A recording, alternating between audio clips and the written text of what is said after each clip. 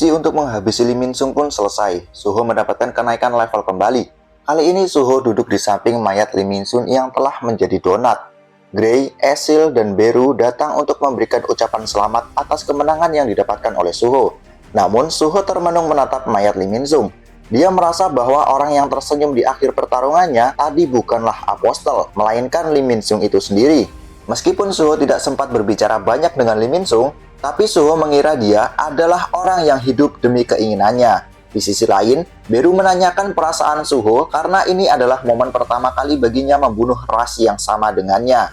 Menanggapi pertanyaan itu, Suho bilang bahwa dia menyadari sesuatu berkat Lee Min Sung.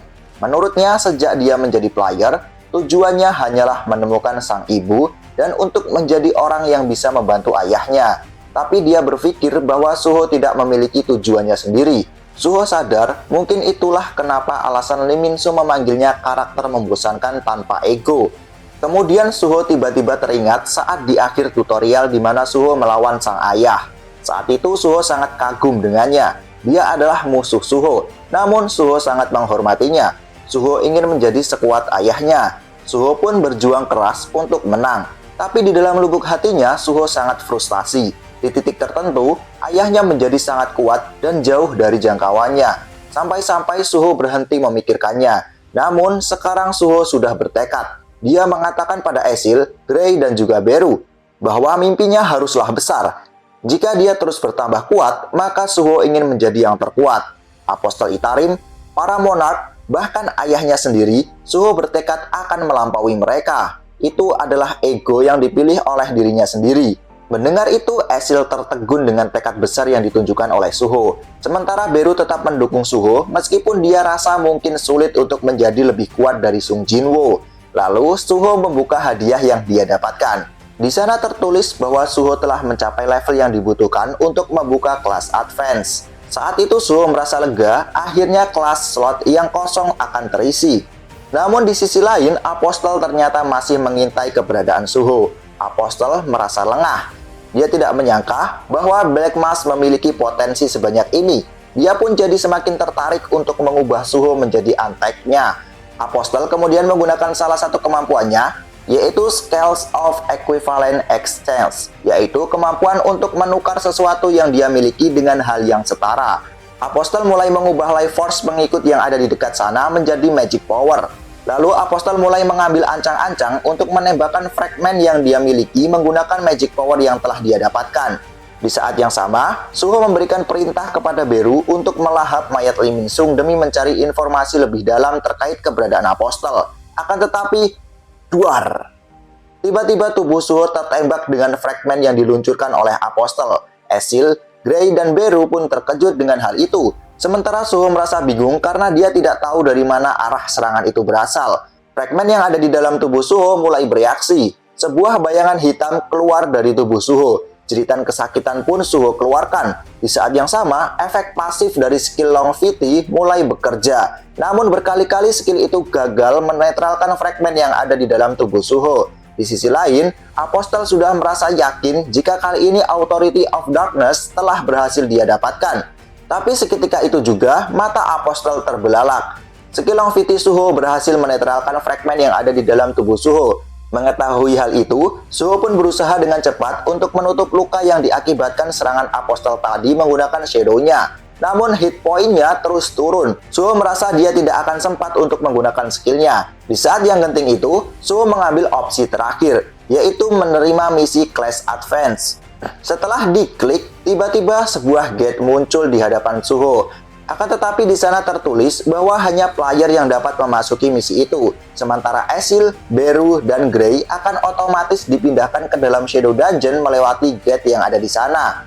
Di sisi lain, Apostle yang berada di kejauhan melihat sebuah ledakan bayangan disertai hembusan angin muncul dari arah Suho berasal. Apostle yang melihat hal itu pun merasa bingung. Dan tiba-tiba Suho terbangun. Dia sudah berada di dalam sebuah kastil di mana itu adalah kastil yang dia gunakan pada saat tutorial yang dia jalani pada masa SMA dulu. Sementara itu, setelah Suho dan kawan-kawan menghilang, Apostle menghampiri jasad Lee Min Sung yang tertinggal di sana. Apostle tidak dapat merasakan mana siapapun yang ada di sana. Namun Apostle jadi tambah tertarik dengan Suho, karena setiap kali dia melawannya, semua rencananya selalu menjadi kacau. Sementara itu di dalam kastil, Suho melakukan beberapa pemanasan. Dia pun terkejut karena lubang yang ada di perutnya sudah pulih total dan mulai terasa nyaman. Tapi masalahnya saat ini, dia tidak dapat menggunakan bone skill dan tidak dapat menggunakan skill shadow karena semua mayat berada di shadow dungeon. Sedangkan kunci shadow dungeon tidak bisa berfungsi. Suho mulai sadar bahwa dia ada di tempat yang sama dengan tutorial yang pernah dia jalani dulu. Dirinya yang berlatih di sini memang sudah hilang, namun bekasnya masih dapat dia rasakan. Tapi anehnya, di sana tidak ada siapapun. Tidak ada prajurit yang bisa dikalahkan untuk naik level, dan tidak ada senjata yang bisa dia pakai. Suho mulai menyayangkan Vulcan Horde-nya rusak di pertarungan melawan Lee Min Sung. Kemudian Suho mulai berjalan menelusuri tempat itu. Dia merasa bahwa tempat itu berbeda dari ingatannya. Selain itu juga, ada bagian distorsi terus terjadi. Dan akhirnya dia menemukan sebuah pintu. Di sana Suho merasa bahwa keberadaan pintu itu agak aneh. Namun demi bisa bertambah kuat, Suho meyakinkan dirinya untuk membuka pintu itu. Dia pun sedikit teringat bahwa saat tutorial, lawannya adalah seorang prajurit. Tapi kali ini berbeda. Setelah berjalan memasuki ruangan itu, Suho sangat terkejut. Ternyata musuh yang harus dia kalahkan adalah dirinya sendiri saat tutorial dulu.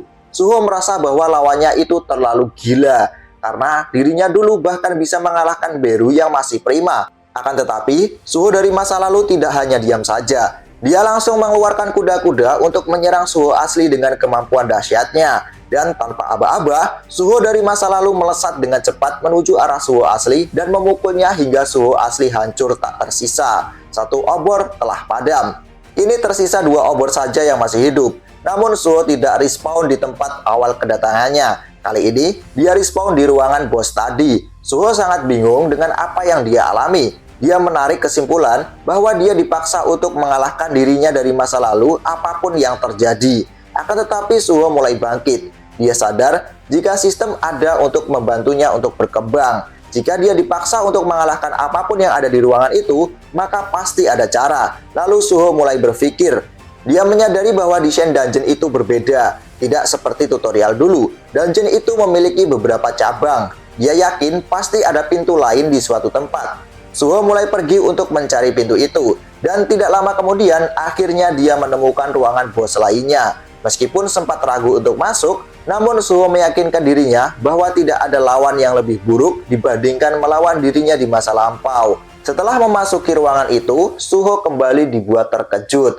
Di dalam ruangan itu terdapat banyak mainan anak kecil yang berserakan. Ternyata bos ruangan itu adalah dirinya yang masih kecil. Meskipun awalnya sempat meremehkan lawannya ini, tapi Suho tak bisa apa-apa. Karena Suho kecil ternyata bisa menggunakan Ruler's Authority untuk menggerakkan semua benda yang ada di ruangan itu. Selain itu, tubuh asli Suho terpaku tak bisa bergerak. Dan lagi-lagi Suho tumbang hanya dengan satu serangan yang membuat lehernya patah dan langsung membunuhnya. Dengan begitu, 2 obor telah padam. Kini hanya tersisa 1 obor saja. Suho mulai ingat bahwa di tutorial dulu dia hanya diberi 3 nyawa. Dan saat ini dia sudah 2 kali tumbang. Maka praktis dia hanya mempunyai 1 kesempatan lagi. Namun saat dia melihat ke atas, ternyata terdapat ratusan atau bahkan ribuan obor yang masih menyala. Notif sistem muncul. Kalahkan sosok yang ada di ruangan sebelum nyawa Anda yang tersisa habis. Tertulis hanya ada 1 sosok yang perlu dikalahkan. Di sana tertulis bahwa Suho tidak dapat meninggalkan dungeon sampai kelas advancement selesai. Suho sangat bingung dengan situasinya saat ini. Dia tidak mendapatkan fasilitas untuk menaikkan level. Suho beranggapan mungkin hal ini terjadi karena sistemnya error. Maka dari itu dia mengambil kesimpulan bahwa obor-obor di atas sana belum tentu melambangkan sisa nyawa yang dimilikinya. Namun tekad Suho sudah bulat. Bagaimanapun kondisinya, dia tidak boleh menyerah. Suho pun kembali melanjutkan misi untuk mencari jawaban demi menyelesaikan quest brutal itu. Di saat Suho sedang menelusuri labirin itu, tiba-tiba dia bertemu dengan dirinya yang masih balita ada di lorong. Suho terkejut karena bos ruangan bisa pergi berkeliaran. Karena merasa tidak mungkin dapat melawan, Suho memutuskan untuk kabur. Namun naas, kaki Suho meledak setelah terkena lemparan mainan yang digerakkan oleh Suho balita menggunakan Rules Authority-nya. Tidak hanya sampai di situ, tiba-tiba sosok Suho dewasa sudah ada di belakangnya. Dan crot, 1 sepakan telak menghancurkan kepala Suho asli. Untungnya, Suho masih dapat kembali bangkit. Dia merasa sangat frustasi karena bos ruangan dapat berkeliaran menelusuri labirin. tingkat kesulitan quest ini begitu hard baginya. Namun ada kabar baik. Karena dirinya masih bisa respawn, hal itu mengkonfirmasi bahwa jumlah obor yang tadi dia temui memang melambangkan nyawa yang dia miliki untuk menyelesaikan quest ini. Dia pun bertekad untuk mencari ruangan lain tanpa melawan bos-bos yang berkeliaran itu. Tapi hal itu tidaklah mudah. Berkali-kali Suho dibuat tewas dihajar oleh bos ruangan yang mengerikan itu. Suho pun termenung. Dia dibuat bingung. Meskipun nyawanya tidak terbatas, namun musuhnya tidak bisa dikalahkan. Dirinya juga tidak bisa naik level. Misi ini sama dengan neraka. Dia bisa mati berkali-kali. Suho kembali teringat dengan tekadnya yang dia katakan pada rekan-rekannya. Dia tidak menyangka kata-katanya itu malah menjadi rantai yang memaksa dirinya untuk melangkah maju. Kali ini Suho memiliki sebuah ide. Dia berencana untuk memetakan labirin itu setiap kali dia tewas dengan memanfaatkan darahnya. Kemudian scene berpindah di dunia manusia. Kali ini Asosiasi Hunter telah mengeluarkan pernyataan resmi bahwa penggunaan Stardust adalah ilegal. Alasannya yaitu banyak hunter yang kehilangan ingatan setelah memakan obat kuat itu. Saat ini asosiasi sedang melakukan penyelidikan terhadap para hunter yang telah memakan Stardust. Sementara itu terdapat berita bahwa Lee Min-sung dari Guild Reaper yang diketahui sebagai otak di balik distribusi Stardust ditemukan telah tewas oleh seorang pendaki di pegunungan. Berita itu cukup menghebohkan jagat dunia maya. Guild Reaper telah menghubungi asosiasi untuk melakukan penyelidikan penuh. Sementara di ruangan rapat, Pak Lim merasa sangat menyesal dengan kegagalan yang dia alami. Seandainya dia tidak membiarkan Lee Min-sung kabur, mungkin kematiannya bisa dihindari. Mendengar hal itu, Pak Jinchul menyarankan agar Pak Lim jangan terlalu menyalahkan dirinya sendiri. Namun ada beberapa kejanggalan yang dirasakan oleh Pak Lim. Saat dia menemukan jasad Min-sung, mayatnya tidak terlihat normal.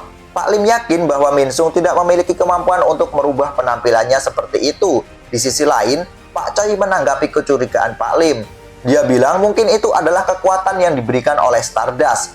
Selain itu, Pak Lim juga menyoroti adanya pria bertopeng hitam yang bermusuhan dengan Min-sung. Pak Choi mengira mungkin topeng hitam adalah orang yang sudah membunuh Min-sung. Pak Choi kemudian melanjutkan, ada kabar bahwa seorang penambang yang berpartisipasi di dalam ekspedisi sedang menghilang. Namanya adalah Sung Suho. Pak Choi pun mengeluarkan foto Suho dari dalam sakunya. Mendengar omongan Pak Choi, Do Jin penasaran dengan foto itu dan meminta izin untuk melihatnya. Pak Choi pun mengizinkan karena Do Jin juga bagian dari kasus itu. Sedangkan Pak Jinchul semakin yakin jika sosok pria bertopeng hitam adalah Suho. Di sisi lain, Do Jin melihat foto itu dan menutupi mukanya menggunakan satu jari. Dan dengan tersenyum, Do Jin yakin jika itu adalah wajah yang dia lawan tempo hari. Kemudian kita dibawa kembali kepada Sung Suho. Dia sudah mati berkali-kali. Terlihat Suho sedang termenung di sudut ruangan. Sedangkan di tengah ruangan, terlihat Suho sudah mendapatkan gambaran dari labirin yang sedang dia jelajahi dalam misinya kali ini.